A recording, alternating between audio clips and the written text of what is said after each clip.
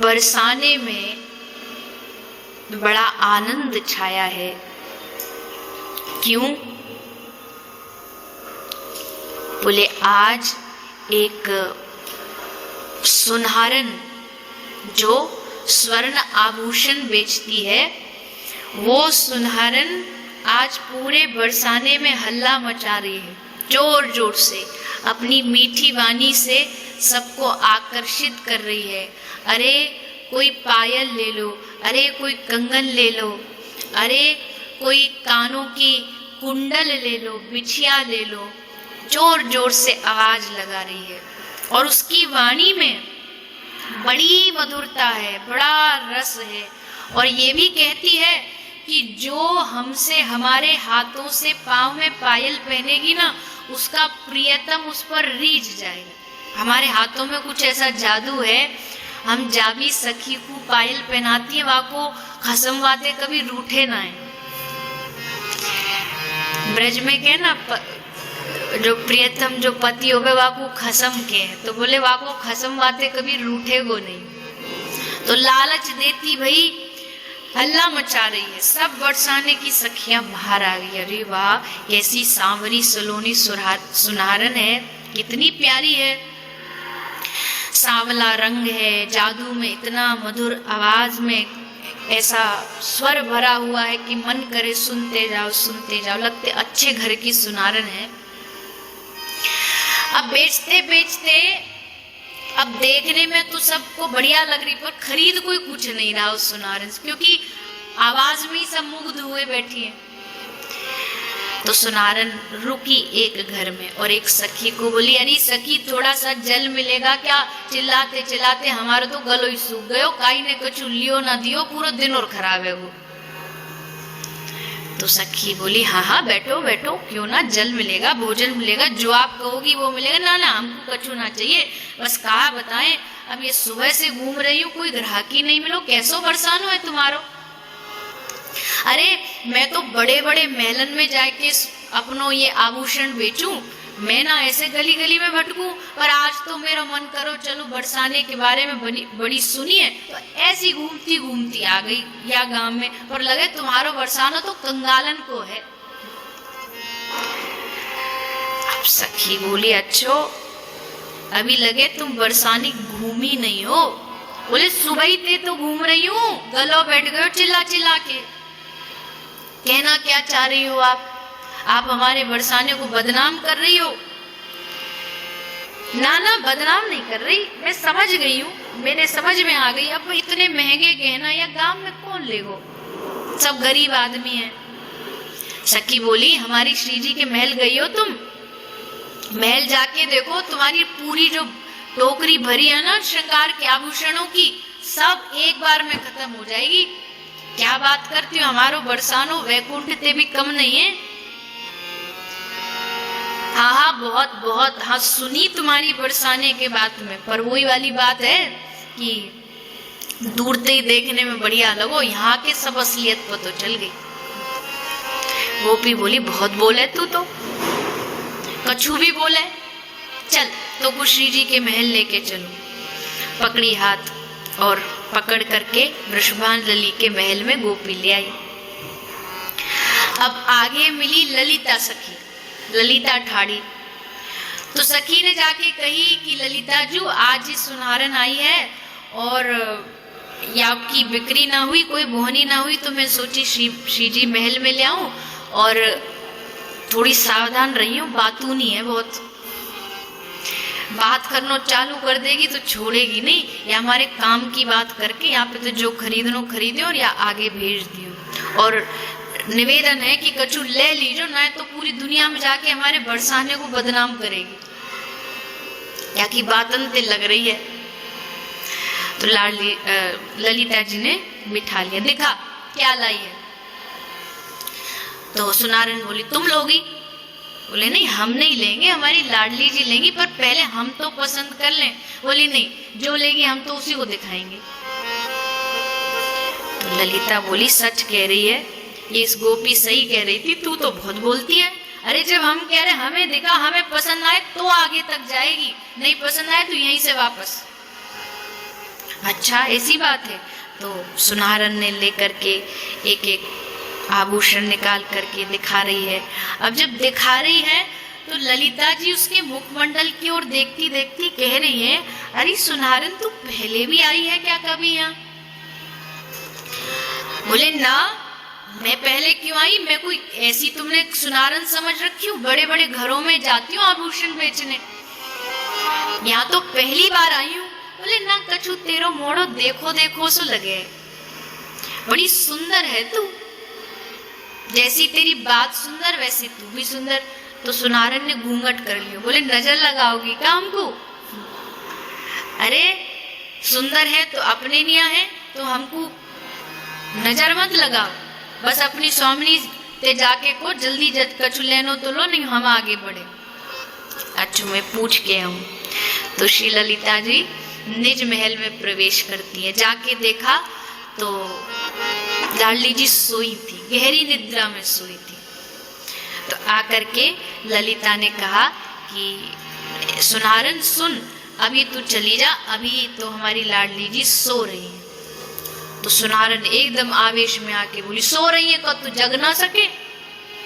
हम इतनी दूर से आई है आभूषण बेचने, तुम्हारी लाडली जी थोड़ी नींद छोड़ के आभूषण देख ना सके? और हद हो गई। बोले सुनारन तो लड़ने पे उतारू हो गई, लड़ने के लिए तैयार है।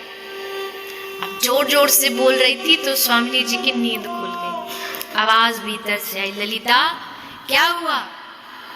बोले स्वामिनी एक काली सुनारन आई है, एकदम काली है। अब तो सुनारन नाराज हो गई। देखो जी खरीदना तो खरीदो, ये काले गोरे का भेद तो हमको बताओ मत, और जिस काले की तुम बात कर रही हो ना, हमको भी पता तुम्हारा पूरा बरसाना उसी काले कन्हैया के पीछे पड़ा है, तुम्हारी श्री जी भी उसके पीछे पीछे जाती है, तो ये काले गोरे का भेद हमको मत समझाओ। ललिता बोली, अरे तू रूठ काय को रही है? अरे ठीक है कारी है पर सुंदर तो है, क्या भयो कारी हुई तो। अच्छा अब हम ज्यादा इधर उधर की बात नहीं करेंगे, बताओ इनको खरीदने? बोले हाँ चल भीतर चल। और सुनारन का हाथ पकड़ के ललिता जी भीतर लेकर के आती हैं। अब सुनारन जब भीतर प्रवेश कर रही है तो जो महल की जो शोभा है उसको देख करके एकदम आनंदित हो रही है। वाह वाह, यहाँ की शोभा तो वैकुंठ से भी बढ़कर है, वैकुंठ भी फीका पड़ जाए इस महल के सामने। तो आनंदित होती होती सुनारन पहुंच गई एकदम श्री जी के सैया के नजदीक। ललिता बोली, ये देखो सामने ये है सुनारन और ये अब आपको आभूषण दिखाएगी।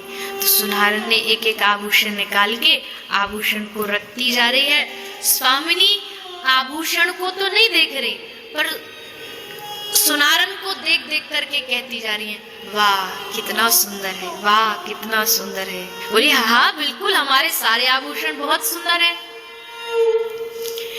पर स्वामिनी की वहां से दृष्टि नहीं हट रही। श्री जी कहती है, अरे हम आभूषण की बात नहीं कर रही, हम तेरी बात कर रही हैं। कहाँ की सुनारन है तू, बड़ी सुंदर है। तो सुनारन बोली, अजी कैसी बात करती हो? अरे हम कहाँ के सुंदर हैं, सुंदरता की तो मूर्ति आप हो, आपके तो अंग अंग में सौंदर्य भरा हुआ है। आज तक आपके बारे में हमने बड़ा सुना था ब्रजमंडल में, पर आज आपके दर्शन करके मैं कृतार्थ हो गई। राधा रानी कहती, सुंदर तू है पर मीठा भी बहुत बोलती है, बड़ा मीठा शब्द हैं तेरे, और तुझे देख के कुछ ऐसा लगता है कि तुझसे जन्म जन्म का मेरा कोई नाता है, कोई जन्मों जन्मों का रिश्ता है।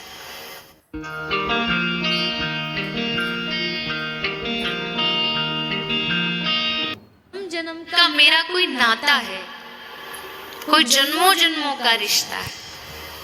बात कर रही हो आप? कहाँ आप वृषभानु नंदिनी, कहाँ हम जैसी सुनारन जो गांव गांव में जाके चिल्ला चिल्ला के आभूषण बेचती है? भला कोई रिश्ता है हमारा और आपका?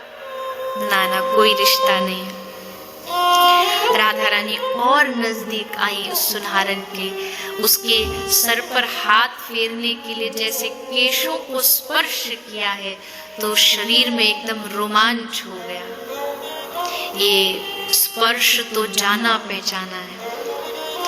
अब सुनहरन ने देखा कि अब ये थोड़ा सा शरीर बदल रहा है तो एकदम हट गई पीछे और नीचे जमीन पर बैठ गई। लो आपको लाओ, अपने चरण आगे करो, मैं आज आपको पायल पहनाऊंगी। आपको पता है हमारे हाथ पे जो पायल पहन लेना नुपुर, सो जीवन भर वाको प्रियतम वाके वश में रहे। ललिता हंस के बोली वो तो वैसे भी है, पर चल तू कह रही है तो चल पहरा दे। तो सुनहरन ने श्री जी के चरणों को अपने हाथ में लिया और पायल पहनाने के लिए आगे बढ़ी।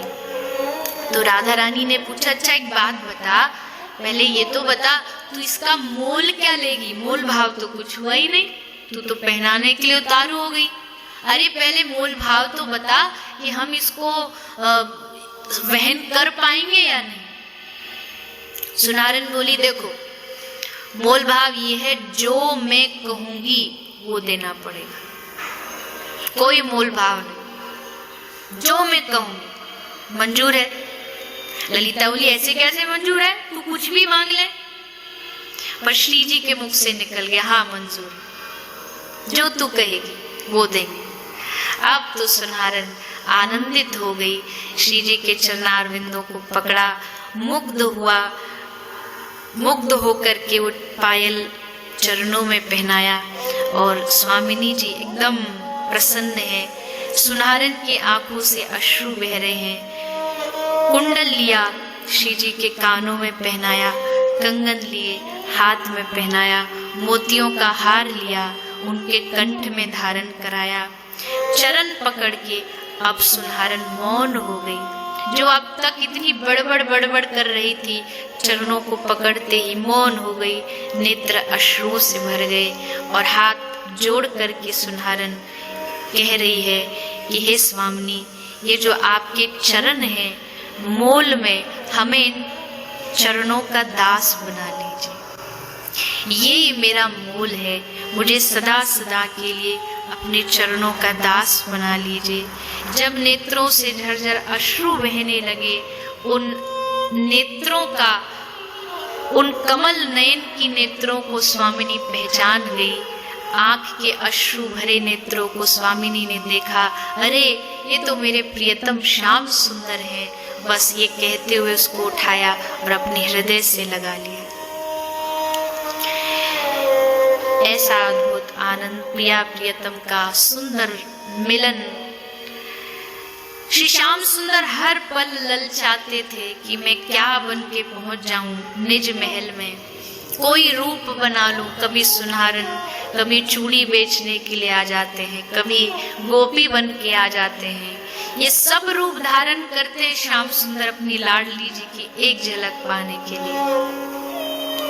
बताओ ऐसा आनंद और कहाँ होगा विश्व में, या किस अवतार में होगा जो आनंद कृष्ण अवतार में है। जो ये दिव्य लीला ये ब्रज में ही मिल सकती है और कहीं नहीं मिलेगी। सुखदेव जी कह रहे हैं, सारी गोपी श्री कृष्ण की ओर भागी चली आ रही है, दौड़ी चली आ रही है, सब कुछ भूल भाल करके सब एकत्रित हो गई श्री कृष्ण के समक्ष। लेकिन भगवान ने क्या कहा, स्वागतम वो महाभाग, आओ आओ गोपियों।